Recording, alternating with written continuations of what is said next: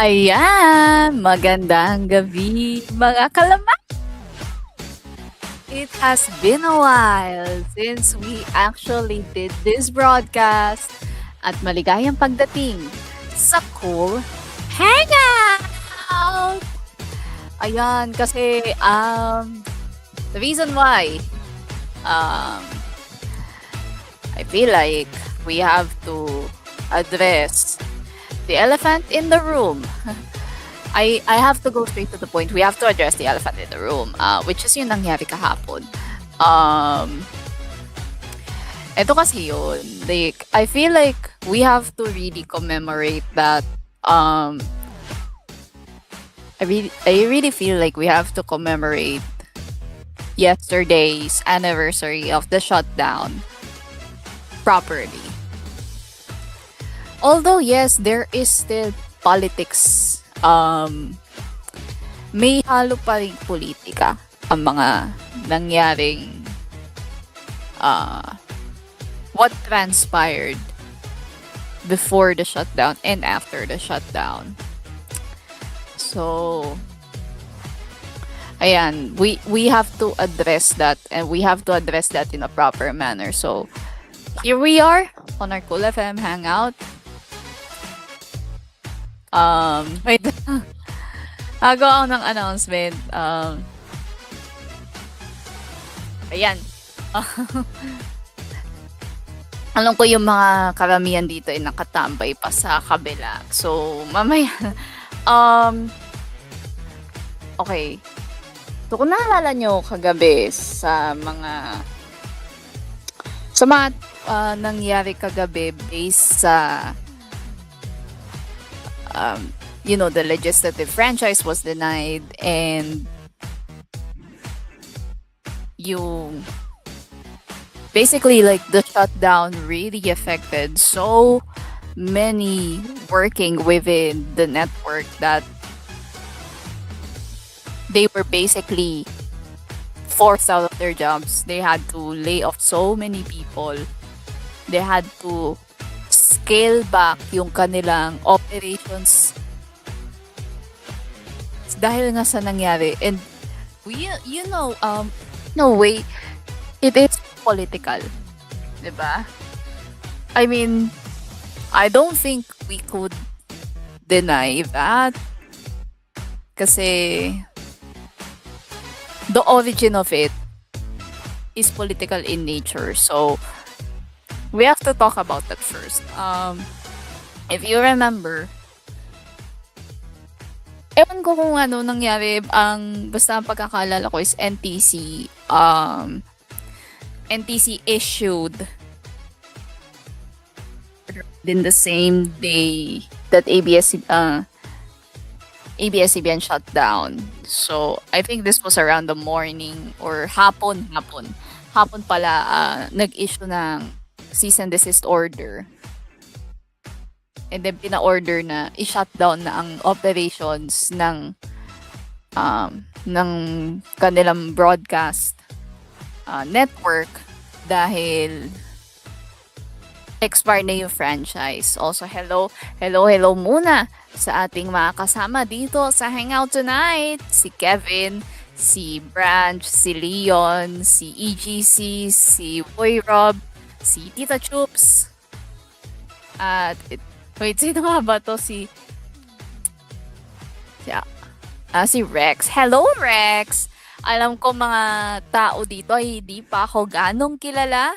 Ayan, magpapakilala muna ang inyong nag-iisang news director. Ito po,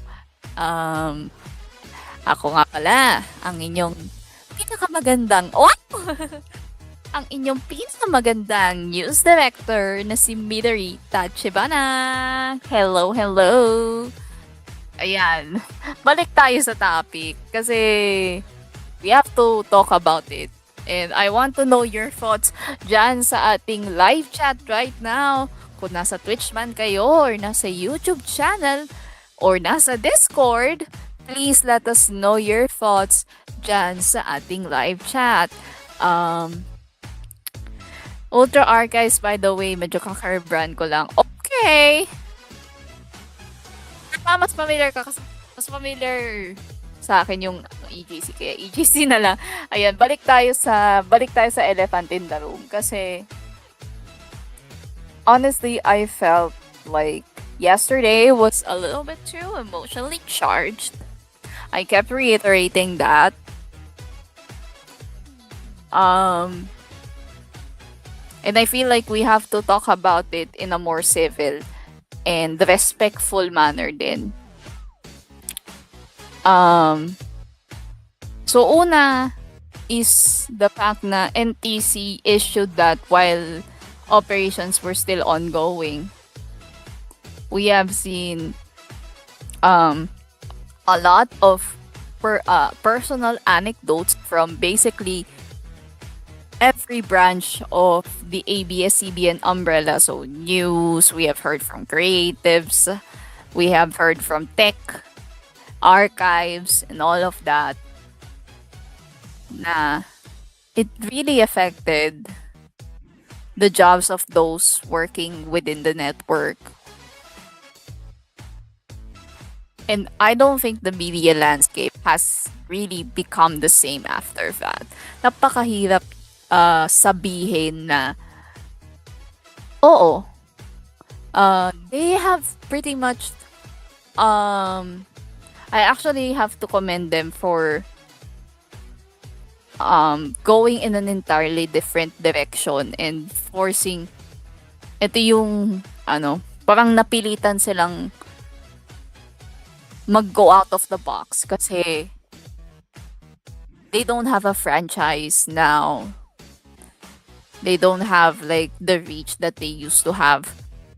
Pero I want to go back to Tita Liza's anecdote nung shutdown. She published this yesterday. If I remember correctly, she was saying na night shift siya. This was like a few hours after the shutdown of the network. And then, yung mga tao nagtataka why she was there, why her crew was there. Kasi kaka-shutdown lang ng ABS a few hours prior. So,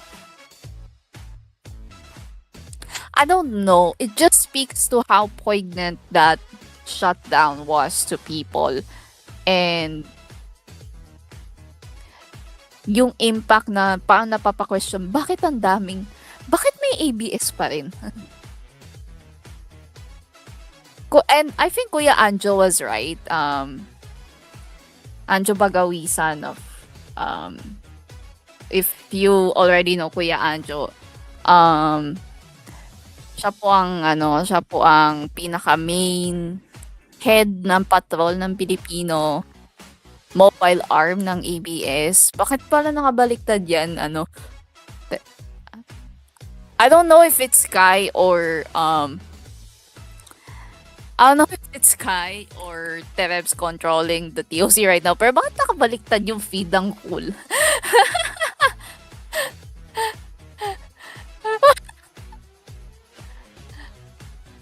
Hindi. I mean, in a sense na it's mirrored ba? Yeah, that's the word. It's mirrored. It's mirrored. But anyway, we go back to what we were talking about. Hindi ba I mean, during like the shutdown, I remember this very clearly. Nandito ako sa kwarto ko. And I believe I was watching TV Patrol on my laptop, and then biglang nakikita ko sa feed ko everywhere, like just every social media that I have. Sabi niya, oh my God, it's shutting down. And then kumaripas ako ng takbo pababa. Binuksan ko yung TV. And I was just horrified at what I saw. Like, my jaw just dropped on the floor. And I was thinking, what the fuck? What the fuck, man? Are you serious right now? I know people will I know people will wonder why. Pero ganun yung initial reaction eh. Ibang nakakagulat na, ha? Seryoso ba kayo? Legit ba to? Like, titingnan ko yung sign off, malabo pa yung TV. And it was like, the TV that we have since, I believe, 2011. That was the TV na tapos malabo yung signal ng ABS that time. So, hindi ko masyadong like, I don't have like an HD recording of it, but holy shit, that was so horrifying to see. As, not just somebody na, at the time, I wouldn't say na I grew up on I don't have like as intense of connection with it as probably say Athena or Gio. Pero when you think about it in like the retrospective of things, it's still felt to this day. Their shutdown is still felt to this day. Kahit na sabihin na natin, they're slowly recovering even if maraming away sa loob ng kinataasang what do you call this, the board of directors, they're still doing their very best to just survive. And aaminin ko, napakahirap na media landscape now. Like, I feel like it's harder to be a journalist now than it was before. And that's so unfortunate. And as many of you know, I've interacted with a lot of ABS people. You know, they're usually reporters. I get it. Pero alam mo yun, they're still continuing. They're still pushing through kahit na everything is basically against them. And I really have to commend like the people within. Kasi they're really exploring what is considering yung future nila bilang isang network. And I'm actually surprised na na Ayala put the demolition of the broadcast center on hold. So that also includes yung Millennium Tower. Na dapat ay gigibain na, I believe, earlier this year. Dapat gigibain na yun, diba? They put it on hold. And I'm presuming it's also because of the history within that facade. And Red was saying this yesterday. Belated happy birthday pala kay Red Techie. Red was saying this yesterday habang nagpo-postmortem kami sa NR about how BBC yung facade ng nung dating BBC studio, it's still there, pero like they just built an apartment complex around it. Which is crazy, pero doable. Ang tanong lang for Ayala ngayon is anong gagawin nila? Are they willing to demolish that piece of history na meron ang Pilipinas? Kasi it's not just history ng media dito sa Pilipinas, it's also Philippine history, you know? It's also it's also tied to historical events during, for example, the martial law, the 1986 revolution, yung pagsisimula ng broadcasting dito sa Pilipinas.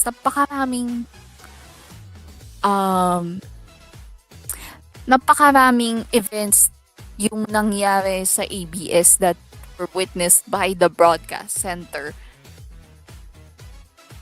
And yung Millennium Tower, di ba pag nakikita nyo when when we pass by the Quezon Avenue station sa MRT, it's always the one that our eyes point out though.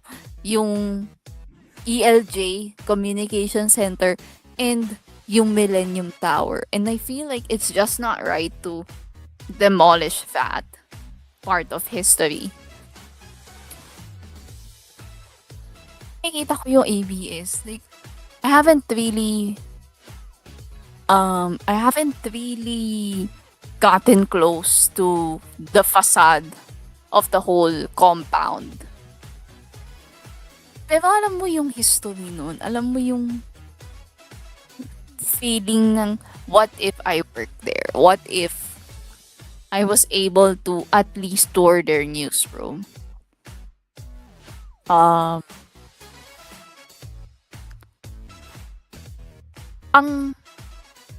Ang lungkot isipin na there is a part of history that's going to disappear forever.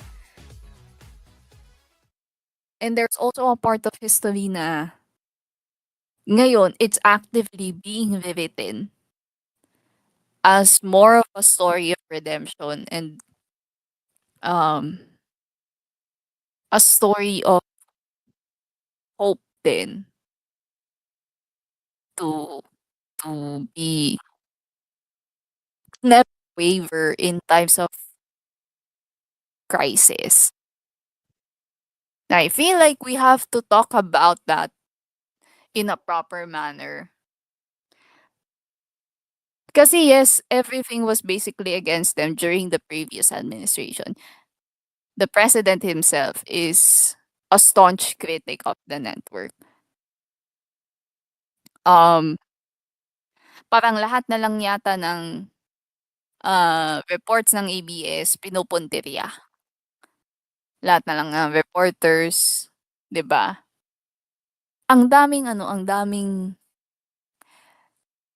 sabihin na nating hate, targeted hate towards the network. Pero look at what we have now, 'di ba? Yes, we still have ABS-CBN. They're now just content providers. We have ABS-CBN pero it's actively being lived on. People, parang naalala ko tuloy yung kwento nung sa Bini. Nung Coachella nila na pinaglaban ng ABS executives yung appearance ng Bini sa Coachella kahit kailangan nilang magtipid ng konti sa mga nila, sa mga expenses nila, na kailangan nilang mag-rent ng Airbnb, na kailangan nilang magluto ng sarili nilang ulam. And given the cost of living sa Amerika, napakamahal nun, guys. So, just imagine,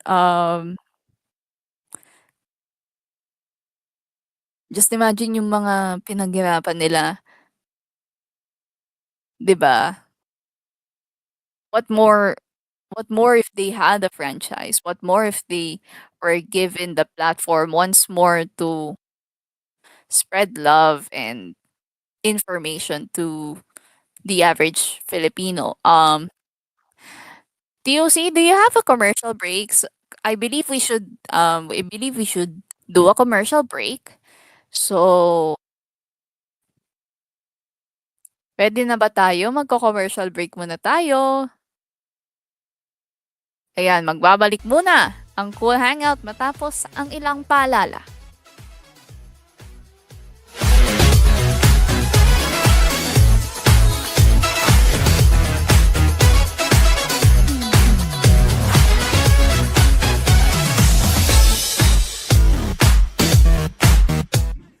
Gusto mo ba na mabasa ang iyong confession? Isend mo na ang iyong storya sa confessions@ltg.network o pumunta sa ltg.network/confessions. Via text o document man yan, walang problema. Kahit ibang pangalan mo, mas mahaba, mas maganda. Paalala lang na sana ang inyong totoong kwento ang gusto naming ma-feature sa ating palabas. Kaya tutok na sa Ito Ang Confessions. Kada Biyernes, 7:45 PM. Simulcast sa KOOLFM, koolTV at sa lahat ng mga social media channels ng KOOLFM at Laro Tayo Gaming. 애장품을 찾아 어디든 간다. 여기 건물주님. 아유, 슈퍼스타신데요. 얼마나 좋은 애장품을 가지고 오셨는지. 고가인 물품이 있을 수도 있으니까. 아, 이거 좀 감이 나가는데? 깜짝 놀랐어. 아, 잠시만요. 네? 정연이가 한다 프로그램입니다. 자, 두 번째 프로그램이고요. 진짜 열심히 살았네.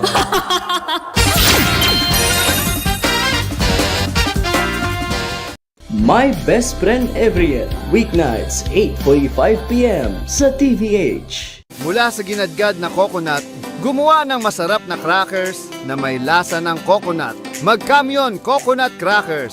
Pwede itong kainin kahit saan at kailanman. Kamyon Coconut Crackers. Feel the sweetness of coconut. Want to enhance your beauty?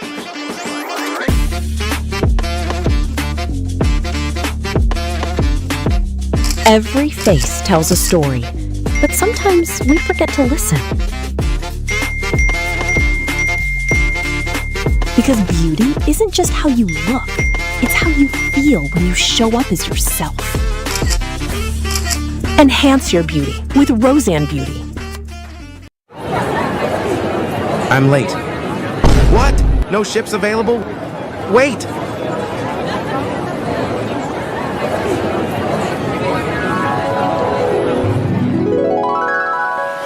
Surprised? Welcome to Ava Cruises, a voyage across the oceans with affordable fares and a relaxing escape through the seas of Avalanchia. Safe, secure, enjoyable.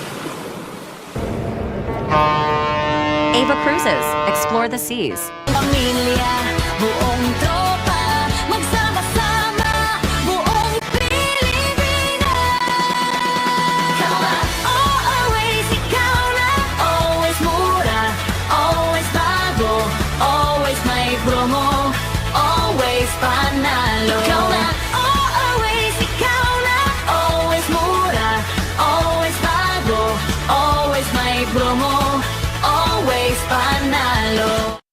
Introducing Innova Star 14.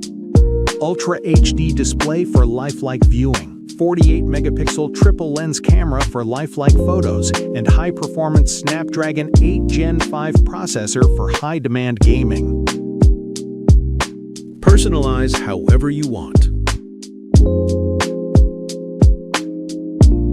Innova Star 14 for gaming, for pictures, for anything. 想来一份专属于我的甜蜜组合吗？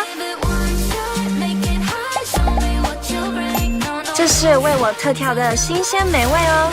丽梅心动冰沙，现做就是新鲜，快来 7-Eleven 和我一起享用吧！有你 open， 生活有我 open。ハーゲンダッツ，そのグリーンは上質の抹茶を惜しみなく。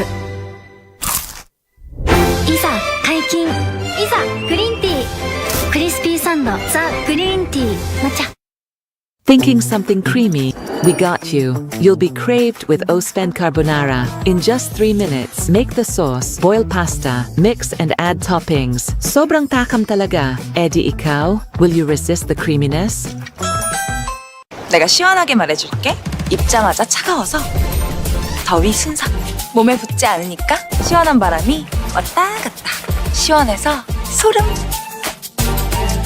시원해서 시원서커 K2. Since Cola, now in new look. Same taste, but still refresh your day. Since Cola, refresh your life.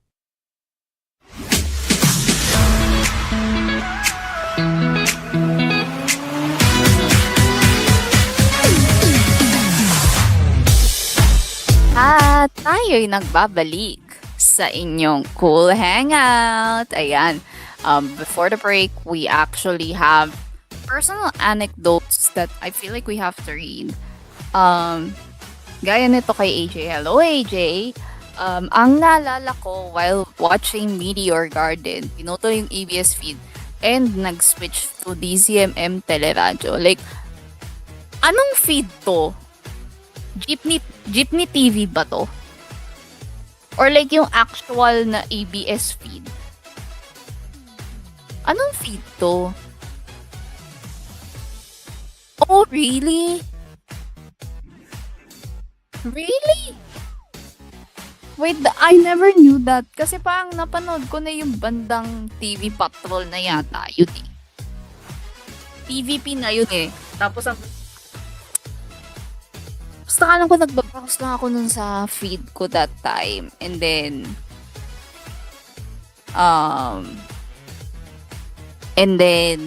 yun nga, yung shutdown na... Yung... Nagsa-sign off na. Ganon. Which is so weird. Also, hi, Kuya. I feel like we have to bring in Kuya Adrian here. Okay lang ba, Kuya Adrian? Okay lang ba? Feel like we have to bring you in. Ano ba si Kuya Adrian? Kuya Ads! Okay lang ba? Magamit kayo. Okay lang ba?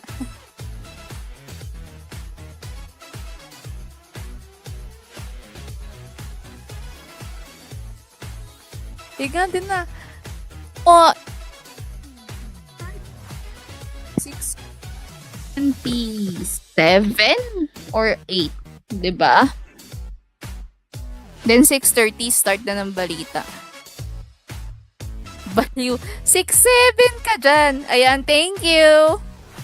Thank you. Sino mang, I think this is probably Terebs.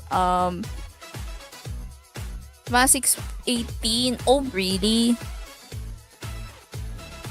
Yun lang talaga. Ang naalala ko lang talaga kasi from the shutdown is like, yung mismong sign off na talaga. And in a way, it's also, again, like I said, it was very political in nature dahil 70 congressmen that were mostly linked to the current administration that time, yung yung nag-deny ng legislative franchise ng ABS. And then 11 said they want to have ABS-CBN. They want to give ABS-CBN to renew the franchise. And I think this is so interesting of a topic to talk about. Pero kasi ang problema, we're not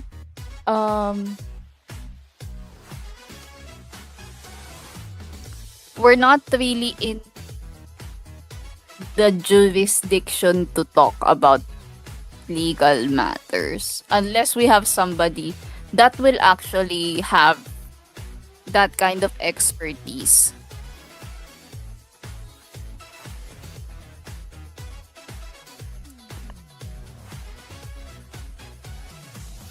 And balik, we have to, ayan. Wait, I found something of an article. This is from the International Federation of Journalists. Pero hinahanap ko specifically yung mga who voted against. Ayan, ito, finally.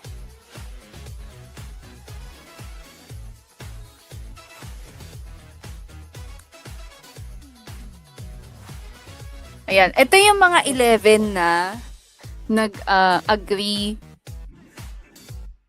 na bigyan ng bagong franchise ang ABS. They were Sol Aragones, who's currently the Laguna Governor, Christopher De Venecia, Carlos Zarate, Gabriel Bordado, Vilma Santos, Lianda Bolilla, Jose Tejada, Bienvenido Abantes, Stella Kimbo, Mujib Hataman, and Edward Maceda. So, sila po yung 11.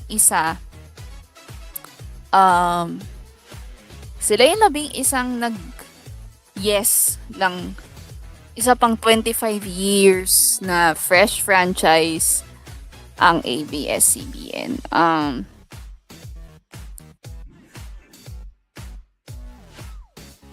I can't believe that it was actually earlier than 6:30.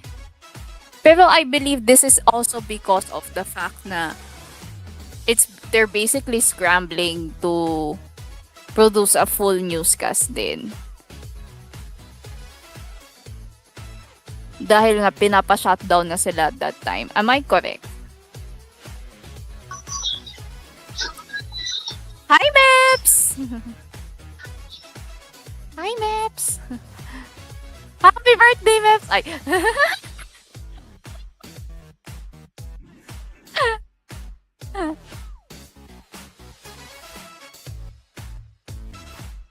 Ayan, hindi kasi, again, they are recently under fire again. For ABS-CBN has been kind of in the trenches lately din dahil una, yung nangyayaring kaguluhan within the Lopez clan. And there was also like, I read something here, yung ito yung alleged labor code violations daw.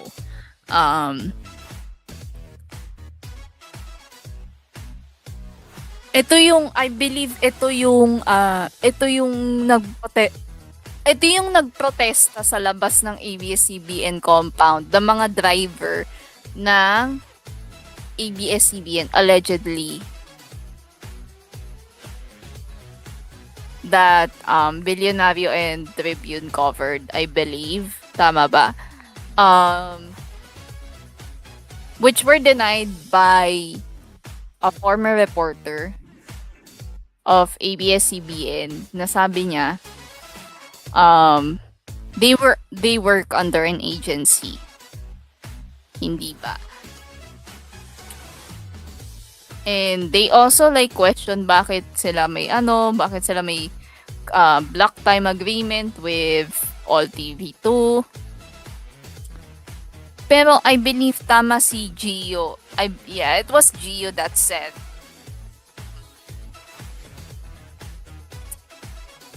I believe that was Gio who said it yesterday na beneficiary din naman ang mga Villar at Romualdez sa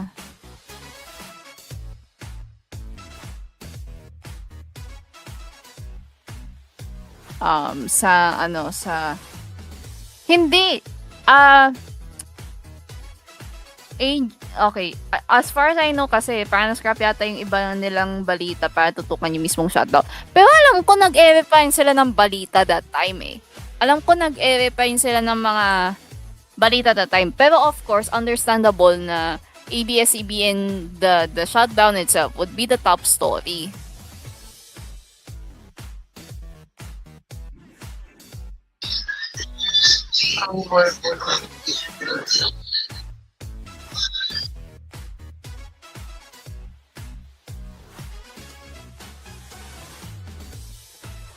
Hindi ba? I see. Hindi kasi understandable na top story sila. Pero, Kuya Adrian, can you believe na ABS-CBN is covering themselves? I mean, in the media perspective kasi you don't usually cover yourself eh. Hindi naman ikaw yung, to be fair, hindi naman ikaw yung, yung istorya that time. Pero there are rare cases that it's understandable, such as in this case, 'di ba? Na yes, you can't even deny the fact na they have to cover this kasi sila yung nasa Pero paano natin aangguluhan yung ganitong istorya na tayo yung kwento, na tayo yung ngayon kino-cover ng ng mga networks. It's not just them. GMA, CNN Philippines that time, TV5, I believe, also covered that. Like, it's pretty much every single network covered the shutdown. And this was during um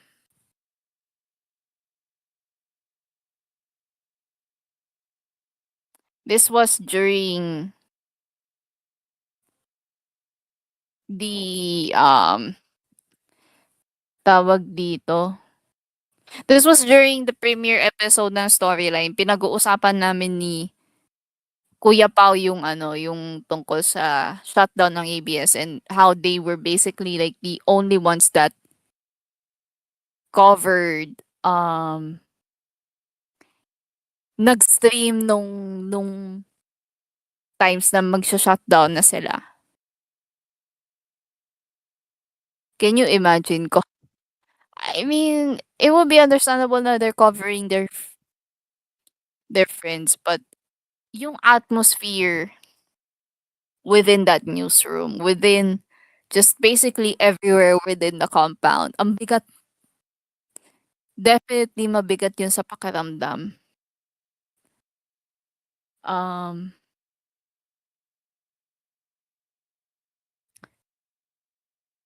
Balikan natin ang kwento ni Tita Chooks.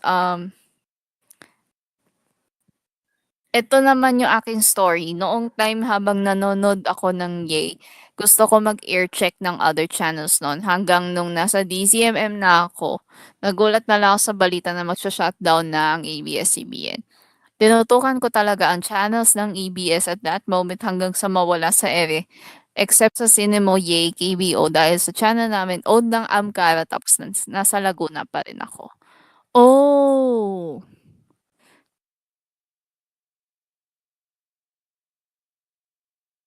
Wow! So anyway guys,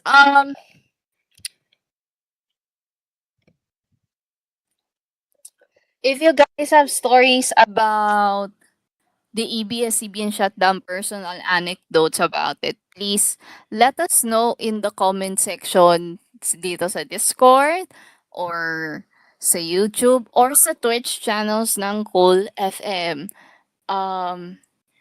Magbabalik muna? I believe, yes. Magbabalik muna ang Cool Hangout matapos ang ilang paalala. Let's go, TOC.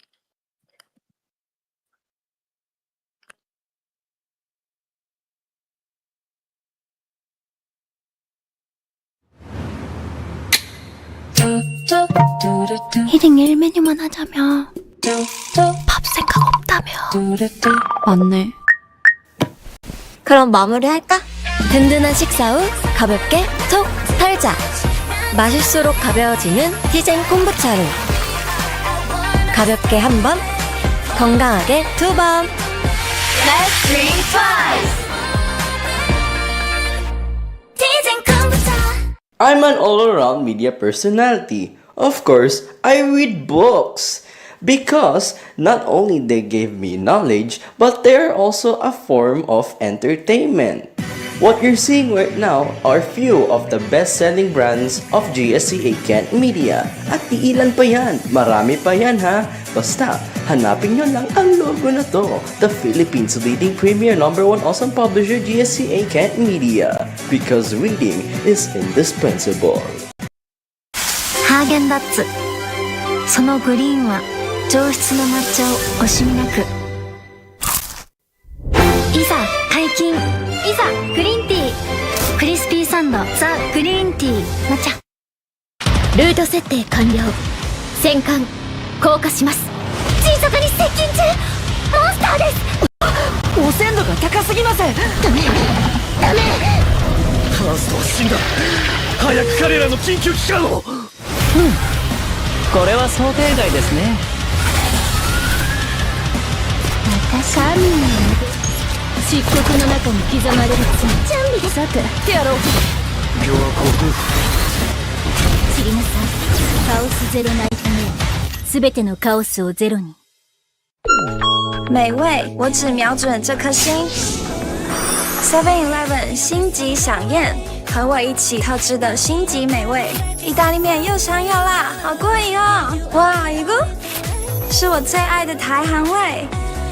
这不只是甜品，更是精品，最极致的美味就在星级飨宴。快来 7-Eleven 和我一起享用吧！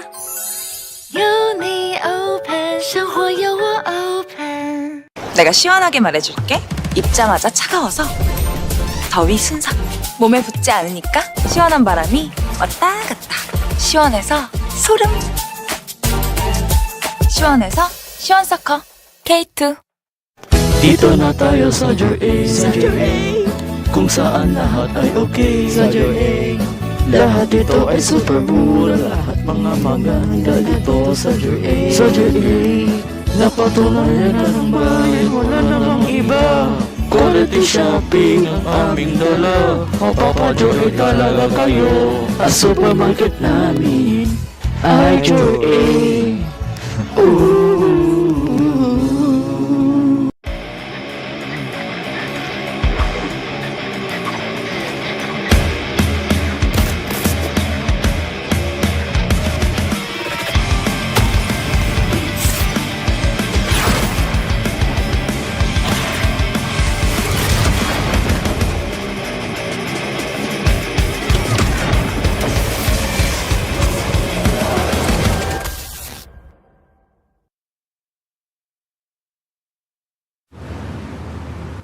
어떤 거 볼까?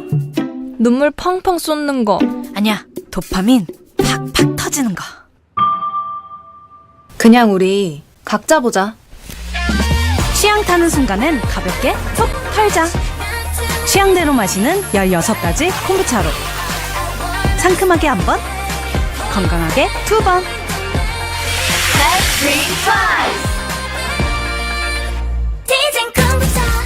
Kapag ang sobrang init sa labas, hindi ko makontrol ang pawis. Buti na lang may Sphere Cola para masisiglahin ang buhay ko. Sobrang refreshing at malamig sa lamunan ko. Adam Orelar po. Basta sa lamig, is-sphere mo.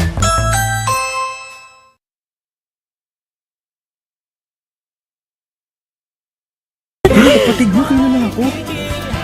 Nasa maintindihan bakit kami naging close. Dapat tumigil na ako inom ng alak eh.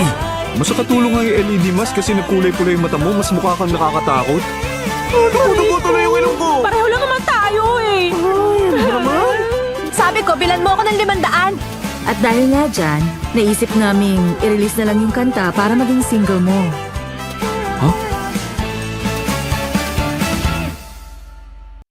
Kalokohan at tawanan. Salamat sa isang viewer natin sa Fanmade Archive. Okay, so yan.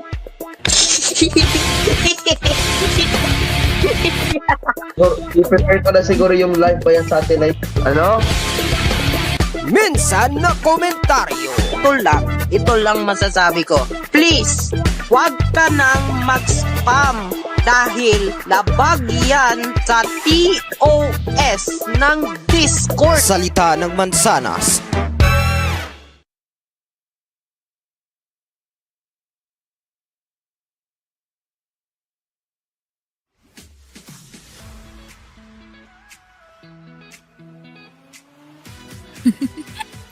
At nagbabalik ang inyong nag-iisang cool hangout. I feel like we have to go back din sa mga personal anecdotes ng ating mga kasama dito sa cool hangout. Ayan. Kuya Adrian, tapos na ba kayo maglinis? Char. Hindi, balik tayo sa mga... Ayan. Eto, balik tayo kay Tita Choops. Sinabi pa nga ni DJ Jaiho sa last airing ng MOR na nagpapasalamat siya sa mga listeners, and syempre ang signing off message ni Jaiho before ang jingle hanggang sa tuluyan na nag-silent ang 101.9. Ayan. Eto pa si AJ. It is my heart makita yung mga akala mo naman, papatawa tayo dito.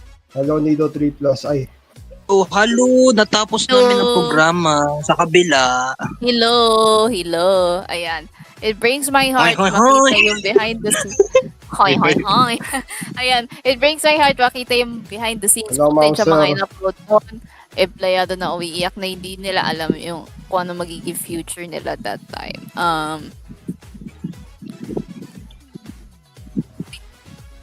Nakabangga ng tao, Diyos ko. Dito sa DNS. Ito yung top to.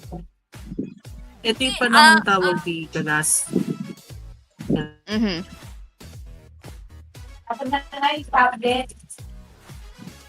Ayan, balik tayo.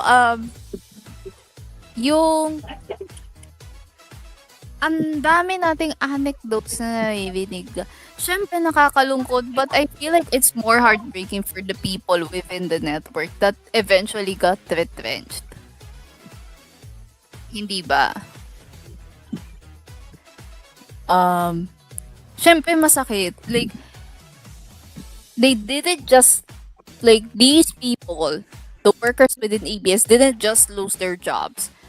They also, the people also lost, like, one of the, if not the biggest,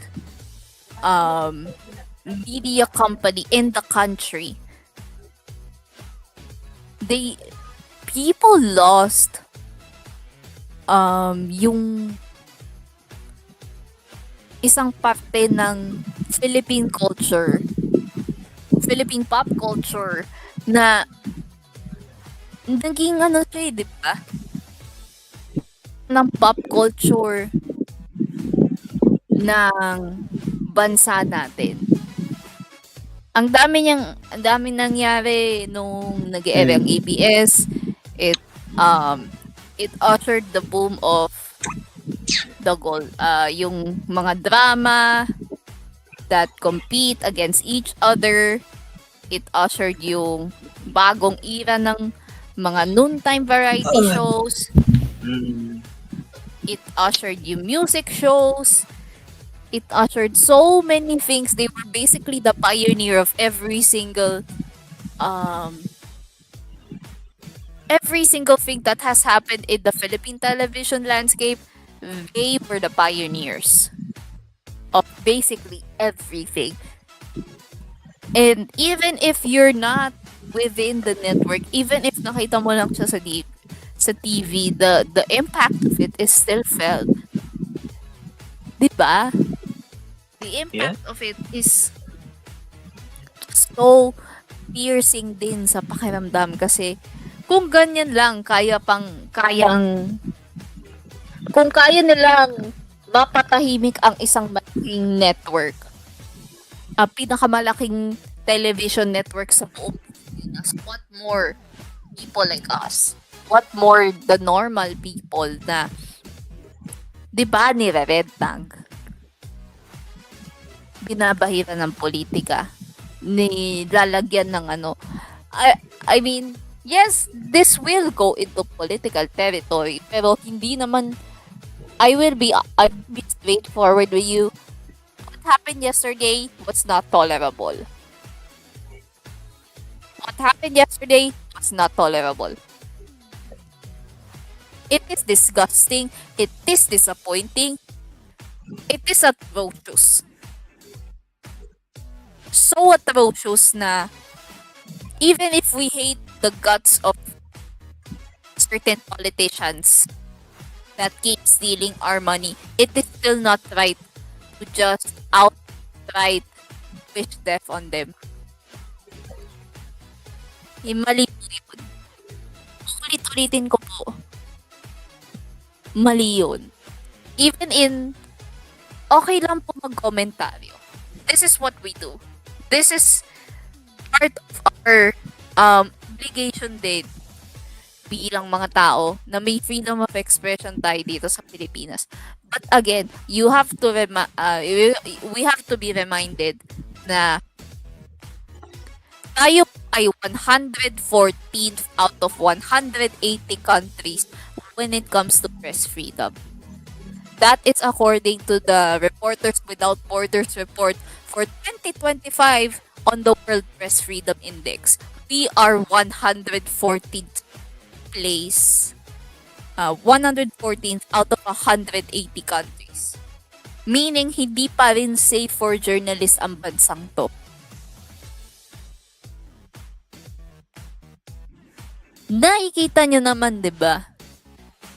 You already see the effect of ABS-CBN shutting down to this day. Kahit sabihin natin they're still working, they're still functioning, but it's not the same as it once was. They don't have the reach that they have. Yung mga workers nila na are in the regions, they have a hard time. And even more so in the independent media landscape, it's still hard to be an independent journalist. Hindi pa. Can you believe? Kung ganun yung impact ng pagpapa-shutdown ng isang major news, ng isang major television network sa bansa, what more if it was just normal people saying these kinds of stuff? So there are responsibilities we have to enforce. There are things that we have to remind ourselves na minsan hindi okay gawin. Kahit sabihin na nating bata ka pa, hindi naman ganun. If you have a sound mind,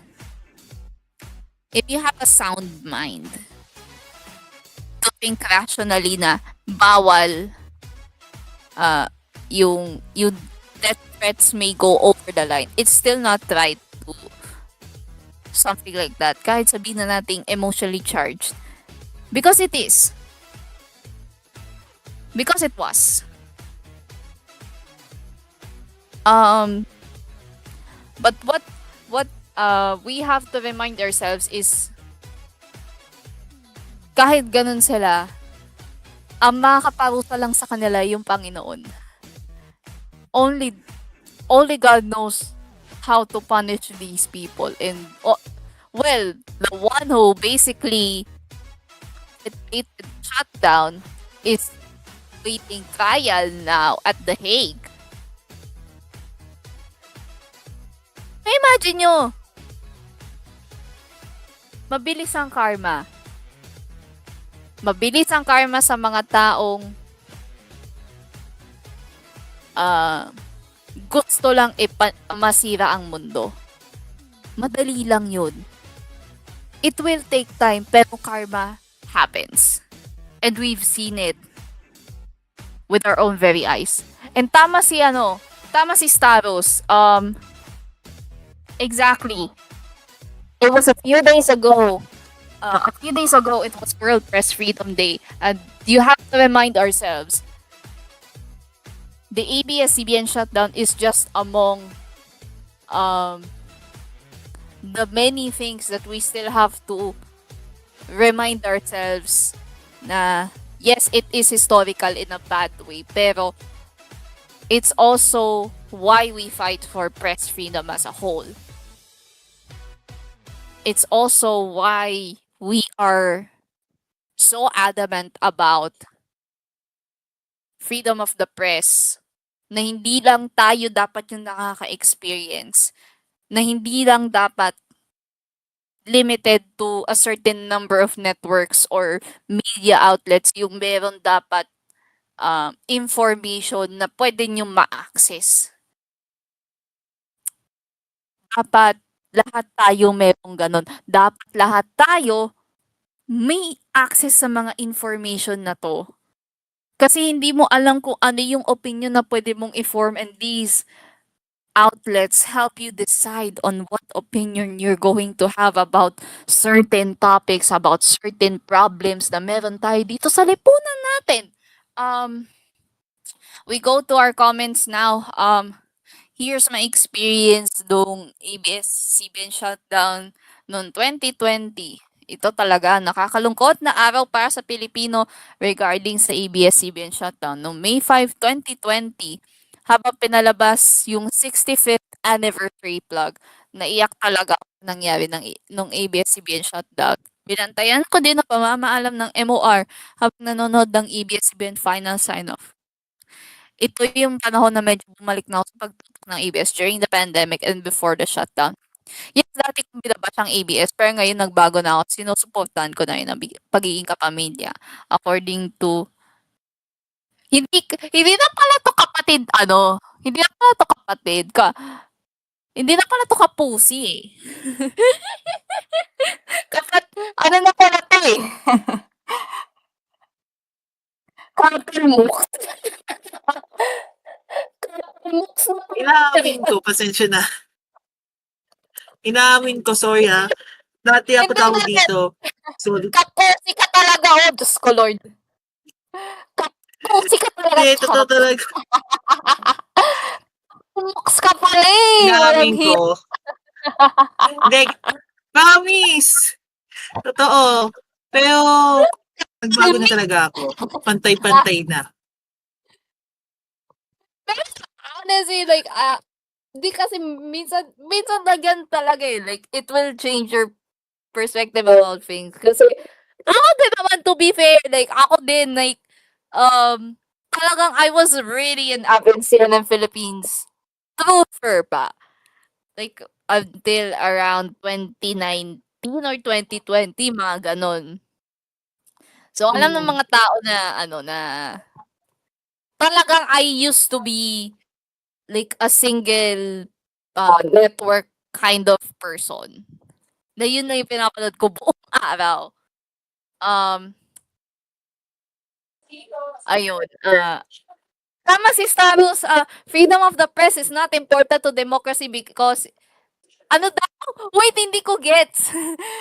Ito yan. Freedom of the press is important to democracy because it is democracy itself. Bakit naging not important? Staros, Diyos ko Lord. Ayan. Blue, you have the floor. Okay. Ito, may sasabihin ako pero kinda irrelevant siya. Alam mo, mami, si Meps, pag nag-overtime sa show, yung showtime sa GMA, binibilang niya kung ilan yung putol, tas ilan yung hindi na putol.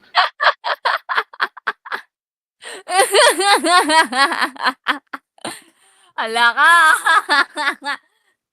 Nabibilang na. Uy, hindi, ano ba to? May ganyan din ako, may ganyan din ako na very specific ko sa mga, sa mga very small details. Like, kunwari, this is in global conversations. Alam ko hindi na to relevant sa pinaka-main topic natin na ABS-CBN shutdown. Pero there was a time nung mga early 2016, 17 yata na nanonood ako ng Global Conversations, which is yung show nila na kumukuha sila from the international CNN broadcast.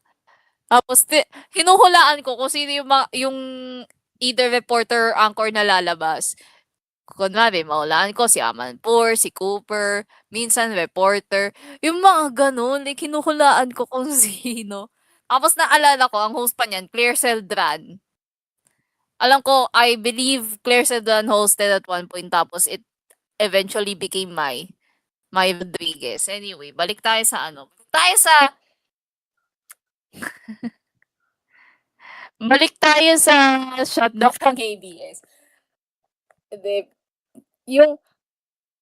Kasi I believe lahat ng, tama I'm reading some of Tita Chup's replies. Lahat yata ng, di ba, lahat ng provincial stations ng ABS is na shutdown. Basically everything na provincial station ng ABS na shutdown lahat. I believe broadcast nila na, yung newscast, regional newscast nila na shutdown eh. Kaya wala na tayong newscast that are regional until they brought back yung regional, yung TV Patrol regional. Yun. Diba? Kasi, ito yung sinasabi ko kagabi na ang hirap din nung tipo um, ng landscape na wala masyadong access yung mga nasa regions ng balita na hindi nila naintindihan. Kasi mostly, 'di ba, yung mga major newscast natin are anchored in Filipino or English, right? Wala tayo masyadong naririnig na regional newscast dahil they basically shut it down. And even then, the GMA ones are, I believe, anchored in Filipino or segments na lang sila. I believe segments eh. Yung regional TV ng GMA, ano na lang sila, either Tagalog or Bisaya. Wala talaga makikitang Chabacano, wala kang makikitang Waray or something. Oo, kasi when you think about it, we have so many religion tuloy, buisit. Regions. I believe we have so many regional dialects kasi. Meron tayong Bicolano, so we have a TV Patrol Bicolano. We have a TV Patrol Southern Mindanao. We have TV Patrol Ilocos, which uses Ilocano. We have TV Patrol Pampanga, I believe. Yung Central Luzon uses Kapampangan. Meron tayong Visayas. So TV Patrol Iloilo is that newscast na gumagamit sila ng 'di ba, ng Bisaya. 'Di ba it's so diversified pero hindi natin nararamdaman yung feeling na they know my story. Alam nila yung pinagdadaanan ko. It's not mirrored enough for the local people na nakatira sa mga regions. Hindi nami-mirror sa kanila yung ganong kind of information. So, 'di ba, nakakalungkot na ABS-CBN used to have that kind of reach, but it's basically shut down now. It has been shut down after the franchise was denied and na-expire yung franchise nila. So, 'di ba, parang naiisip mo,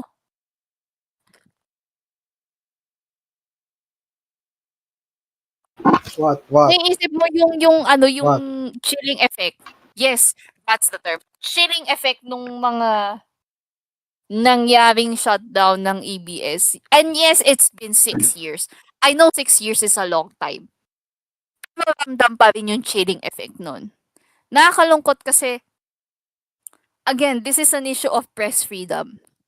We go back again to the issue of press freedom dito sa bansa. Hindi tayo free. We don't have a free press. Kahit sabihin na natin, democratic tayo. May freedom ang press. Pero naalala nyo nung diniscuss ko last week yung news-consuming nation thing na hindi tayo news-consuming nation? Yeah.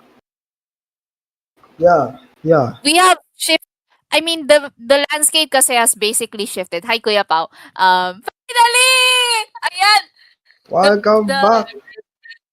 The landscape kasi has shifted from to a more social media heavy presence eh. Hindi ba? Kaya mas marami na nanonood ng vlogger kasi we're more attuned to social media. We're more we're watching more basically random videos sa TikTok, sa YouTube, sa Reels, basically everything. Alam mo yung traditional media, hindi na tayo masyadong nanonood ng ganun. And I feel like, We admit that, yes. kaya mo pa, Kuya Pao? Diyos ko, Lord. And tingnan mo, may mga May mga deliberately nagsispread ng balitang hindi naman tama, Friends 'di dyan sa ba? tawi-tawi. Kaya hanggang tawi-tawi po mga iniibit ay may mga Anya? chupenatics po tayo Anak ko. doon. Hupo Ito, TCXP. Ito yung nagmamahal ng hangout Ano yung narinig ko? Soundtrack ba ng Tita Chupeta yun?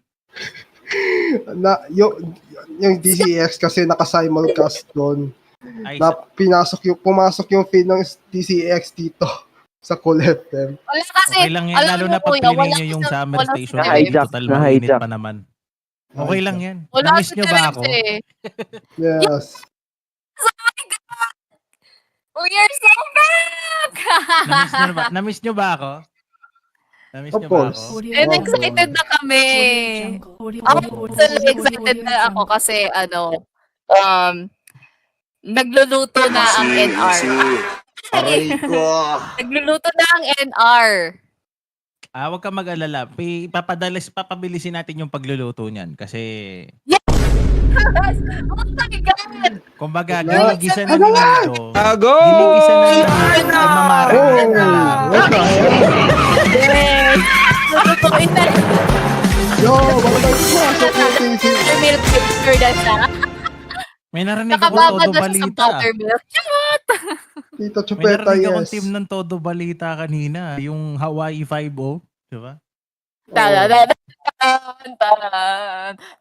may ito surprise sasabihin ko on air. Medyo naayos ko na kasi yung schedule ko. So, expect nyo na bukod sa SOA, baka magkaroon tayo ng isa pang once a week program na weekday e-air. Kasi Ano? I need you to postmortem me on that. meron nilulutong konsepto na abangan nyo na lang kung ano yun. Usin natin ang ating Yan, magandang gabi, magandang umaga, magandang tanghali. Magandang hapon sa lahat po ng ating mga chupenatics all over the world. May nag-message nga sa akin, tita, hindi... Total, ayan. Asa na Hindi, kasi ang clue nung sa isang niluluto ko, ano yan, 2 words lang yan, reliable sources. Yun.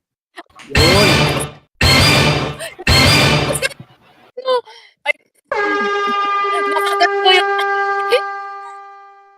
Oh my God, nakagat ko yung... Di oras. Dahan-dahan ka naman kasi, Mido. Wag naman kasing reckless. Bakit naman? Tinatawa ako.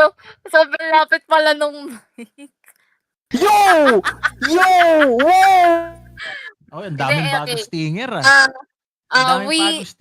Bago tayo magtapos, last thoughts about the 6th anniversary of the ABS-CBN shutdown muna tayo. Ano sa tingin nyo yung mga dapat nating matutunan dito sa shutdown na ito? Like, what is there to be learned about yung hindi lang yung story of redemption, pero yung just the glimpse of how bad our press freedom is dito sa Pilipinas. Yun yung ating last question for tonight. Gusto kong malaman yung inyong mga side, ang inyong mga thoughts dyan sa ating comment section. So please, paki-open ang ating comsec TOC. And I will give out my thoughts kasi kung iisipin nyo ay ayan. And kung iisipin nyo kasi yung ating press freedom, state of press freedom dito sa Pilipinas, it's very chaotic. It's very chaotic. And kahit sabihin na nating state media or not, mainstream media or not, ang hirap gumalaw bilang isang mamamahayag. Kahit nga ngayon na I believe we're just starting out and trying to build that kind of culture in the newsroom, I think there are lessons then that we need to learn from EBS kasi napakaganda ng company culture nila. Sir Gen Garma reiterated this on the storyline a few weeks ago. There are so many things that we have to learn about the company culture ng ABS-CBN kasi they're so tight-knit. And at the same time, they produce quality content na hanggang ngayon ina-enjoy lang natin. It's not just in the entertainment division. They have been really grinding for documentaries lately. And I believe semi-finalist yata yung Lubog sa Katewalian ni Andy Taguines, Kat Domingo, and Rafi Bosano sa New York festivals. So yes, they have been grinding a lot. And they have also a very chill atmosphere sa mga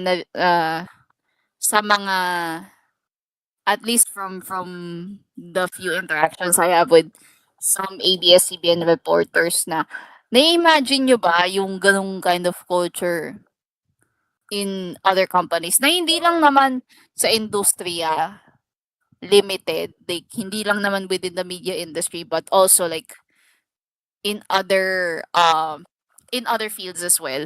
Can you imagine having that kind of culture in a BPO company? 'Di ba? Why are the workers so loyal sa mga tao ng ABS-CBN sa network nila? Why is Henny Lopez and his kin still adamant about ABS's impact to the Filipino people? Yun yung kailangan nating isipin. Kasi baka hindi lang natin alam. The reason why is simple lang kasi isa lang yung vision nila eh. And it's to produce quality content. It's to bring the information as properly as they can. It's to entertain people. Kahit anong format pa yan, kahit anong kalokohan pa yan, kahit anong original content pa yan, basta makapag-entertain and in as many forms as they can. Hindi ba? That's just something to think about. And even in the state of the media landscape na meron tayo dito sa Pilipinas, the fact that ABS-CBN still stands to this day is a stark reminder na buhay na buhay ang culture nila.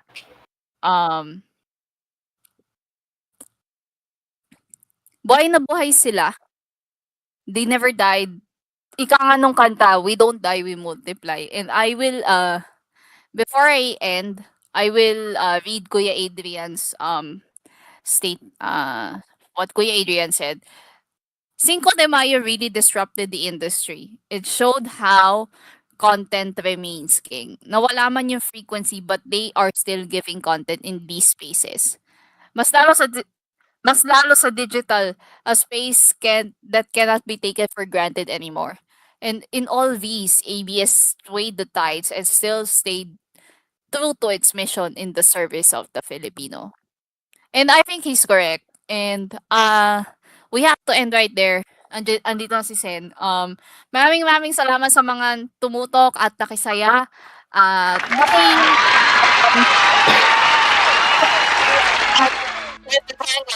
hanggang sa susunod na episode, and abangan nyo ulit ang storyline this time for real. Abangan nyo ang storyline ngayong Sabado 4:15 PM sa bagong itong time slot. Dito lang yan sa nag-iisang Cool FM. Ako po si Mibir Tachibana. Magandang gabi.